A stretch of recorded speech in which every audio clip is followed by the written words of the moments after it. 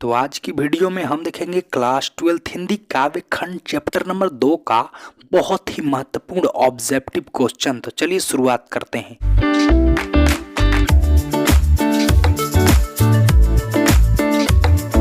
देखिए हमारा पहला प्रश्न क्या बोलता है, और हाँ, सारे प्रश्न आपके बोर्ड एग्जाम के दृष्टिकोण से बहुत ही ज़्यादा इंपॉर्टेंट है, तो वीडियो को अंत तक देखिएगा। देखिए पहला प्रश्न क्या बोलता है, सूरदास किस भक्ति के कवि थे? ए ऑप्शन है राम भक्ति, बी ऑप्शन है गणेश भक्ति, सी ऑप्शन है कृष्ण भक्ति, डी ऑप्शन है भोला भक्ति।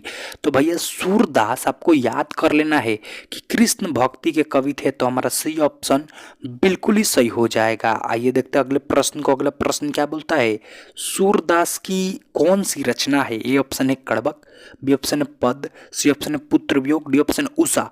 तो जो सूरदास की रचना है ना, वो भैया पद है, सूरदास का पद। तो हमारा बी ऑप्शन बिल्कुल ही सही हो जाएगा। आइए देखते हैं तीसरे प्रश्न को। तीसरा प्रश्न क्या बोलता है, सूरदास किस धारा के कवि थे? ए ऑप्शन है रघुधारा, बी ऑप्शन है शिवधारा, और सी ऑप्शन है कृष्ण धारा, डी ऑप्शन इनमें से कोई नहीं। तो आपको बताना है सूरदास किस धारा के कवि थे।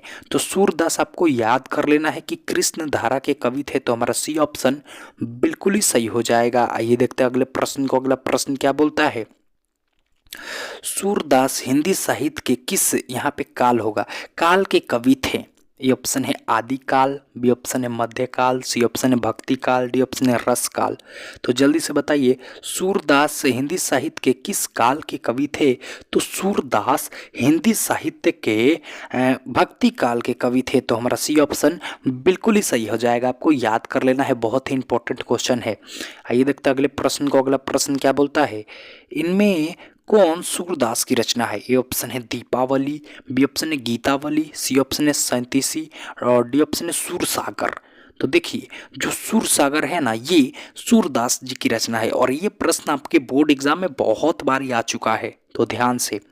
आइए देखते हैं अगले प्रश्न को। अगला प्रश्न, और हाँ, अभी तक आप हमारे चैनल को सब्सक्राइब नहीं किए हैं तो कर दीजिए, क्योंकि भैया यहाँ पे डेली ऑब्जेक्टिव की क्लास होती है। तो देखिए छठवां प्रश्न क्या बोलता है, सूरदास किस भाषा के प्रसिद्ध कवि थे? ऑप्शन है ब्रज भाषा, बी ऑप्शन है हिंदी भाषा, सी ऑप्शन है संस्कृत भाषा, डी ऑप्शन है मैथिली भाषा। तो आपको बताना है सूरदास किस भाषा के प्रसिद्ध कवि थे। तो ब्रज भाषा के प्रसिद्ध कवि थे, तो हमारा ये ऑप्शन बिल्कुल ही सही हो जाएगा। आइए देखते हैं अगले प्रश्न को। अगला प्रश्न क्या बोलता है, सूरदास में किस चीज की भूख थी? ये ऑप्शन है राम की जूठन की, मतलब राम की जूठा का, और बी ऑप्शन है शिव की जूठन की, सी ऑप्शन है कृष्ण की जूठन की, डी ऑप्शन है पार्वती की जूठन की। तो सूरदास में भैया कृष्ण की जूठन की भूख थी, तो हमारा सी ऑप्शन बिल्कुल ही सही हो जाएगा। आइए देखते हैं अगले प्रश्न को। अगला प्रश्न क्या बोलता है कि सूरदास की मानी गई जन्म तिथि क्या है? ए ऑप्शन है 1485, बी ऑप्शन है 1495, सी ऑप्शन है 1465, और डी ऑप्शन है 1475। तो आपको बताना है सूरदास की मानी गई जन्म तिथि क्या है। तो सूरदास की मानी गई जन्म तिथि 1475 है, तो हमारा डी ऑप्शन बिल्कुल ही सही हो जाएगा। आइए देखते हैं अगले प्रश्न को। अगला प्रश्न क्या बोलता है, साहित्य लहरी किनकी रचना है? ए ऑप्शन है कबीरदास की, बी ऑप्शन है सूरदास की, सी ऑप्शन है तुलसीदास की, डी ऑप्शन है जयसी की। तो आपको बताना है साहित्य लहरी किनकी रचना है। तो जो साहित्य लहरी है ना, वो सूरदास जी की रचना है। ये भी प्रश्न आपके बोर्ड एग्जाम में बहुत बार आ चुके हैं, तो ध्यान से। आइए देखते हैं अगले प्रश्न को। अगला प्रश्न क्या बोलता है, सूरदास के गुरु का क्या नाम था? देखिए हर एक चीज का एक गुरु होता है, कोई कितना भी महान हो जाए उसका भी कोई गुरु रहा होगा, तो वही आपको बताना है सूरदास के गुरु का क्या नाम था। ये ऑप्शन है नरसिंह दास, बी ऑप्शन है शुक्लाचार्य, सी ऑप्शन है वल्लभाचार्य, डी ऑप्शन है आनंद दास। तो जो सूरदास के गुरु थे ना, वो वल्लभाचार्य जी थे, तो हमारा सी ऑप्शन बिल्कुल ही सही हो जाएगा। आइए देखते हैं अगले प्रश्न को। अगला प्रश्न क्या बोलता है, सूरसागर किसकी रचना है? ए ऑप्शन है कबीरदास की, बी ऑप्शन है तुलसीदास की, सी ऑप्शन है सूरदास की, डी ऑप्शन है नानक की। तो आपको बताना है सूरसागर किसकी रचना है।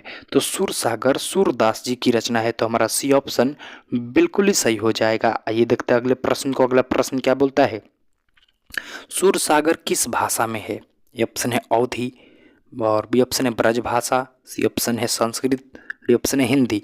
तो आपको बताना है सूरसागर किस भाषा में है, तो सूरसागर ब्रज भाषा में है, आपको याद कर लेना है। तो हमारा बी ऑप्शन बिल्कुल ही सही हो जाएगा। ये देखते हैं अगले प्रश्न को। अगला प्रश्न क्या बोलता है, इनमें कन्या का अर्थ क्या होता है। जल्दी से बताइए कि कन्या का अर्थ क्या होता है। ए ऑप्शन है पत्नी, बी ऑप्शन है स्त्री, सी ऑप्शन है गोल, डी ऑप्शन है वधू। तो जल्दी से बताइए मेरे दोस्त कि इसमें कन्या का अर्थ क्या होता है। तो कन्या का अर्थ होता है गोद। तो हमारा सी ऑप्शन बिल्कुल ही सही हो जाएगा। आइए देखते हैं अगले प्रश्न को। अगला प्रश्न क्या बोलता है, कृष्ण भगवान किस कवि के पूज्य थे। मतलब कौन से कवि कृष्ण भगवान को सबसे ज्यादा पूजते थे। ए ऑप्शन है तुलसीदास, बी ऑप्शन है कबीरदास, सी ऑप्शन है नानक, डी ऑप्शन है सूरदास। तो जो भैया सूरदास जी थे ना, ये कृष्ण भगवान को बहुत ही पूजते थे, मतलब कृष्ण भगवान इनके पूजनीय थे। तो हमारा जो डी ऑप्शन होगा वो बिल्कुल ही सही हो जाएगा। देखिए 15वां प्रश्न क्या बोलता है, सूरदास की रचना की मुख्य भाषा क्या थी। मतलब जो सूरदास रचना करते थे, जो भी लिखते थे, उसकी मुख्य भाषा क्या थी। ए ऑप्शन है अवधी भाषा, बी ऑप्शन है हिंदी भाषा, सी ऑप्शन है संस्कृत भाषा, डी ऑप्शन है ब्रज भाषा। तो सूरदास की रचनाओं की मुख्य भाषा ब्रज भाषा थी। तो हमारा डी ऑप्शन बिल्कुल ही सही हो जाएगा। आइए देखते हैं अगले प्रश्न को। अगला प्रश्न क्या बोलता है, निम्नलिखित में कौन से कवि, यहाँ पे कवि होगा, कवि अष्टछाप का नहीं है। ऑप्शन है कृष्णदास, बी ऑप्शन है जयसी, सी ऑप्शन है कुंभन दास, डी ऑप्शन है सूरदास। तो जो जयसी जी है ना, ये अष्टछाप के कवि नहीं है, तो आपको याद कर लेना है। तो हमारा बी ऑप्शन बिल्कुल सही हो जाएगा। ये देखते हैं 17 नंबर क्वेश्चन। ये क्या बोलता है भाई, कौन सी रचना सूरदास की नहीं है। ए ऑप्शन है साहित्य लहरी, बी ऑप्शन है सूरसागर, और सी ऑप्शन है कड़बक, डी ऑप्शन है सूरावली।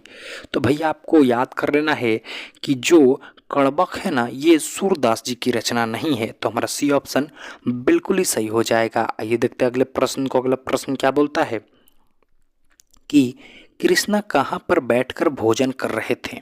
ये ऑप्शन है यशोदा के गोद में, बी ऑप्शन है नंद के गोद में, सी ऑप्शन है बरगद के नीचे, डी ऑप्शन है यमुना किनारे।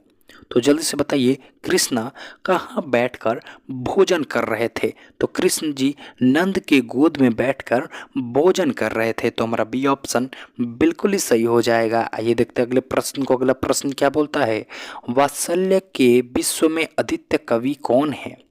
जल्दी बताइए, वात्सल्य के विश्व में अद्वितीय कवि कौन है। ऑप्शन है नभादास, बी ऑप्शन है सूरदास, सी ऑप्शन है कबीरदास, डी ऑप्शन है तुलसीदास। तो वात्सल्य के विश्व में अद्वितीय कवि जो है ना, वो है सूरदास। तो हमारा बी ऑप्शन बिल्कुल ही सही हो जाएगा। इसी के साथ इस चैप्टर का सारा महत्वपूर्ण VVI ऑब्जेक्टिव क्वेश्चन होता है समाप्त। मिलते हैं कल आपसे एक नई ऑब्जेक्टिव वीडियो के साथ। तब तक आप हमारे चैनल को सब्सक्राइब कर दें और अपने दोस्तों में भी शेयर कर दें। जी धन्यवाद।